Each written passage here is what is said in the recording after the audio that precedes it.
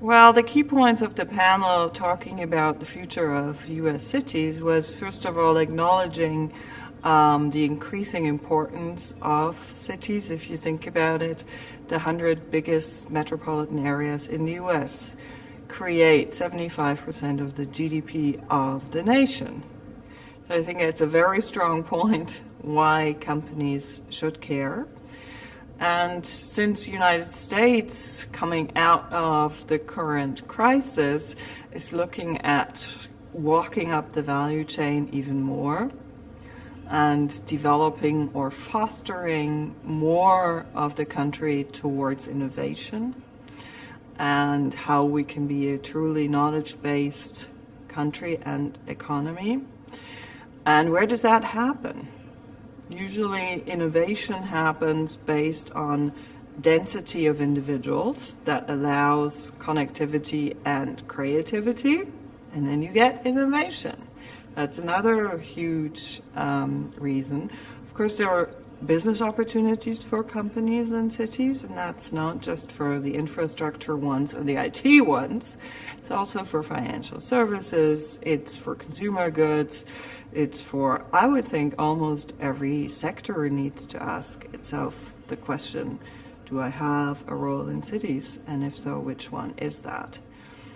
And the second topic that we did spend quite some time on was, how do you actually get involved and how do you connect the different stakeholders and how do you make a city successful? And we agreed that successful is probably a so-called smarter city, a sustainable city, and that's what you should ask yourself first, is what we're doing smart? And but the key element is that you have to start with a shared vision that all the stakeholders can share, and then develop a clear set of benchmarks what you're trying to achieve, which will also satisfy the companies that do want to get involved because they understand where you're going. And then have probably a rolling plan that you can adjust basically every day. But you have to start with understanding, why are we actually different? What makes us unique? What are our assets? So very much of what companies also have to ask themselves, and have been doing that for a very long time. And the third element was, we have to increase the effectiveness of cities. There's probably a lot of funds hidden in the back offices, and especially in metropolitan regions where you have several organizations that are overlapping or basically doing the same task. How can you combine that? How can you think about better collaboration? Again, learning from companies. Companies used to have these kingdoms around the world that basically did a little bit their own thing. And that has been changed over time. Cities are comparable to that. There's a lot of little kingdoms around a metropolitan area. And if we truly want to propel them forward, we have to find a new system here. And the third element where effectiveness could be increased and there could actually be a higher value for the society as a whole is probably we can unite and overcome the divide that we're experiencing in the society right now, because cities are where we all get very pragmatic, because we're passionate, because that's where home is, and we do want solutions because they do affect us immediately. So that's a huge opportunity. Cities are our future. We are entering an age of cities globally. We are going to see, it's already starting, the so-called decoupling of nations and cities, where cities demand a greater share of say, and the funding, of course, since they also generate the biggest part of our future. Of course, the challenges are different, or the face of the challenges are different in the developing and in the developed world. The a lot of the elements, if you think of a city as a system, of course there's an urbanization issue. How do we build actually the physical infrastructure of a smart city in the future by trying not to repeat in the developing world the mistakes probably that we have done in the developed world? Even so everybody loves to have a car, maybe that is not a good solution for the planet in general. How do we feed the world? Right now we have a huge issue how we can actually feed the increased population. We do have a water issue or problem, if you want to say that.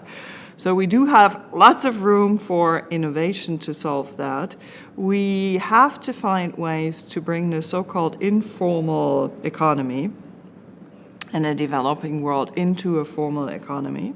Those are people who are participating in an economy that is unfortunately informal. And to give them a future, we have to bring them out of that and allow them to participate in a formal economy, which will unlock a lot of potential for the developing world. Of course, there are specific challenges and opportunities in the developing and in the developed world.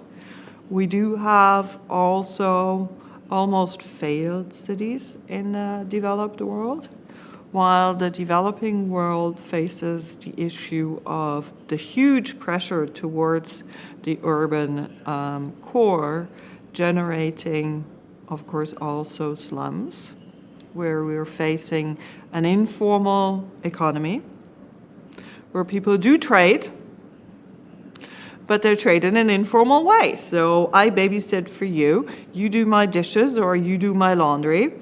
So how do we transport that into, how do we help them to create real businesses and therefore enter the formal economy? Those are the challenges and opportunities in the developing world, while the developed world will have to deal, especially in the cities, with aging populations. It will have to deal with cities that are defaulting, which actually always happened in history of cities. We have seen cities come and rise, and we have seen them go away. So I think only if, as the human population on this planet, we get the smartest minds together and define the path for our cities. And it will have to be a collaboration, because cities are made up of human beings in the end, and they all have a say and they all talk back. We will be able to unlock the potential and actually move up the value chain, because that's what we're doing. In the developing world, China is now trying to move up the value chain, while they get a lot of pressure from underneath them, from countries like Vietnam and Thailand and Indonesia. The developed world also has to move up on the other end. So I think cities should be our passion, and they are definitely our fate.